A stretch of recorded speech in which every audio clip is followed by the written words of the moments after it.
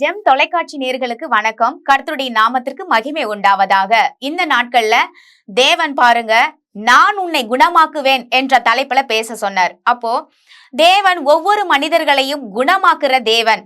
அவர் பாருங்க, இந்த இடத்துல நான் வாசிக்கும் பொழுது எசேக்கியா ராஜாவை மட்டும் குணமாக்கிட்டாரோ அப்படின்னு நினைச்சேன். ஆனா புதிய ஏற்பாட்டிலேயே ஆண்டவர் சொல்லி இருக்காருங்க, தேவன் உம்முடைய காயப்பட்ட தழும்புகளால் நான் குணமானேன் என்று அங்க எழுதப்பட்டிருக்கிறது. அப்போ அவருடைய தழும்புகளால் பாருங்க நம்ம குணமாகிட்டோம்.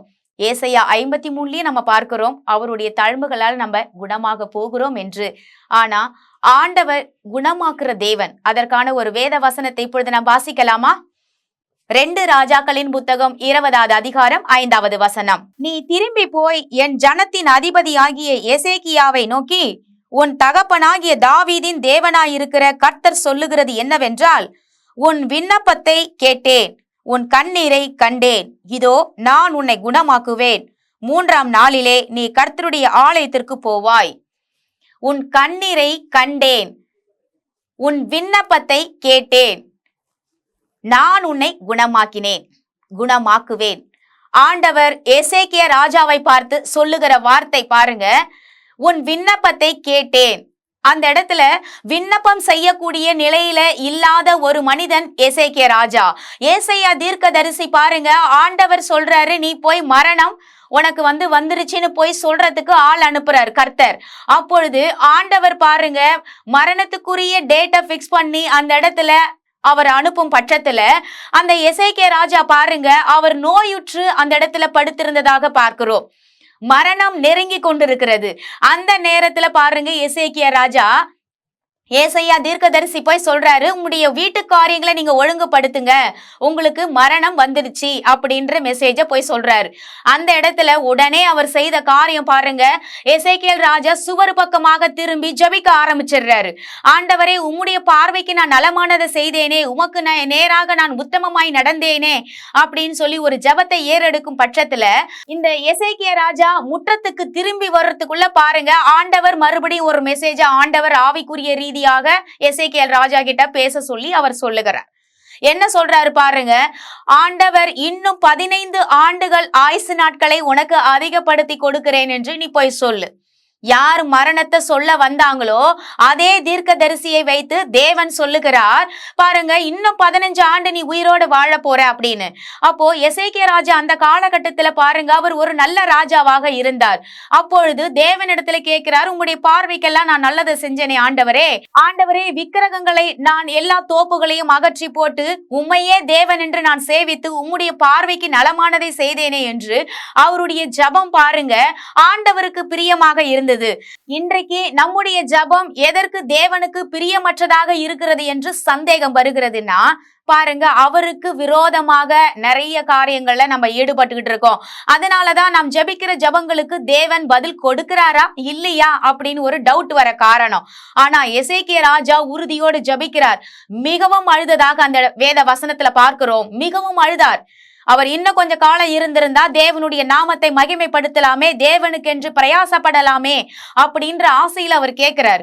அப்போ தேவனுக்காக ஒரு மனிதன் பிரயாசப்படும் பொழுது, வாழும் பொழுது, இன்னும் வாழணும்னு நினைக்கும் பொழுது தேவன் ஆயுசு நாட்களை பெருக பண்ணுகிறவராய் இருக்கிறார். உங்க வாழ்க்கையில தேவனுக்காக என்னெல்லாம் செய்திருக்கிறீர் என்று இன்றைக்கு நீங்கள் நினைத்து பாருங்க.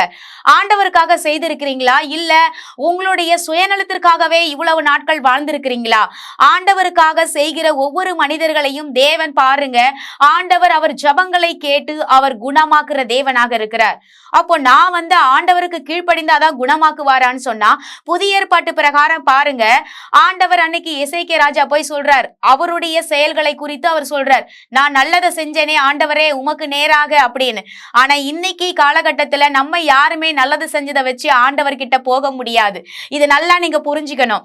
புதிய ஏற்பாட்டுல பாருங்க, புதிய ஏற்பாட்டு புதிய உடன்படிக்கையில வந்தது என்னன்னு பாத்தீங்கன்னா, ஆண்டவர் நமக்காக எல்லாவற்றையும் செய்து முடித்து விட்டார். இன்றைக்கு நாம் விசுவாசிக்க கூடிய ஒரே ஒரு காரியம் சிலுவை. அந்த சிலுவை பாருங்க, பிதாவுக்கு பிரியமானதை இயேசு செஞ்சு முடிச்சிட்டார். இன்றைக்கு நாம் என்ன செய்ய வேண்டும் என்றால், தேவன் எனக்காக எல்லாவற்றையும் செய்து முடித்து விட்டார். அவருடைய காயப்பட்ட தழும்புகளால் நான் குணமானேன் அப்படின்ற வார்த்தையை நீங்கள் உபயோகப்படுத்தும் பொழுது பாருங்க, நிச்சயமாகவே எப்படிப்பட்ட வியாதியில இருந்தும் தேவன் உங்களை சுகமளிக்கிற வல்லமையை தேவன் உங்களுக்குள்ள அனுப்புவார். அவர் நீங்க மாத்திரம் கிடையாது, உங்களை வைத்து அநேக பேர்களுக்கு குணப்படுத்துகிற ஒரு வல்லமையை கொடுத்து உங்களை பாருங்க ஆண்டவர் ஊழியத்தை செய்ய வைப்பார். அப்படிப்பட்ட தேவனாக இருக்கிறார். அப்போ தேவன் நம்மை குணமாக்குவார் என்று நாம் விசுவாசிப்போம். அதற்காக ஜெபிப்போம். எங்கள் அன்பும் இரக்கமும் நிறைந்த நல்ல தகப்பனே, நாங்கள் உம்மண்டையில் வருகிற சுவாமி, இந்த நாட்கள்ல ஆண்டவரே உம்மை குணமாக்குவேன் என்ற வார்த்தையை நீங்க கொடுத்திருக்கீங்க. நாங்கள் மனதளவுல ஆண்டவரே, உடல் ரீதியாக பல ஆண்டவரே காரியங்கள்ல நாங்க மன ரீதியாகவும் மட்டும் கிடையாது, உடல் ரீதியாகவும் பாதிக்கப்பட்டிருக்காங்க. அவர்களுக்கு ஒரு சுகத்தையும் பலத்தையும் அடைய ஆண்டவரே, இன்றைக்கு தேற்றுகிற மனிதர்கள் இல்லாத ஒரு காலகட்டமா இருக்கிறது. இன்றைக்கு இந்த மருந்து சாப்பிட்டா இன்னொன்னுக்கு அந்த மருந்து சாப்பிடுங்க, இல்லைன்னா இது சைடு எஃபெக்ட் வரும், இதை நீங்க சாப்பிட்டீங்கன்னா காலம் முழுக்க இதெல்லாம் நீங்க சாப்பிட வேண்டி இருக்கும்னு சொல்லி பயமுறுத்துகிற ஒரு காலகட்டத்தில் வாழ்ந்து கொண்டு இருக்காங்கப்பா. ஆனா அப்படி இல்லாதபடிக்கு தேவனே, நீங்க குணமாக்குற தேவன் என்று விசுவாசிக்கிற ஒரு எண்ணங்களையும் ஆண்டவரே, ஒரு வார்த்தையை தேவன் ஒவ்வொரு மனிதர்களுக்குள்ளேயும் நீங்க அனுப்பி அவர்களுக்கு தைரியத்தையும் நம்பிக்கையும் ஆண்டவரே, ஒரு நல்ல ஒரு விடாமுயற்சியான மனரீதியான ஒரு தைரியத்தை கொடுத்து, இதையும் நான் மேற்கொண்டு வருவேன், நான் நலமாக வாழ்வேன் என்று என் தேவன் என்னை குணமாக்குவார் என்று ஆண்டவரே, நீங்க ஒவ்வொருத்தருடைய இருதயத்துல ஏவம்படியாக நாங்கள் ஜெபிக்கிறோம் அப்பா. ஒவ்வொருத்தருடைய மனதையும் உடல் ரீதியான காயங்களையும் குணமாக்கும்படியாக நாங்கள் வேண்டிக் கொள்ளுகிறோம். ஜீவனுள்ள நல்ல தகப்பனே, ஆமேன். கர்த்தர் நம் அனைவரையும் ஆசீர்வதிப்பாராக. God bless you.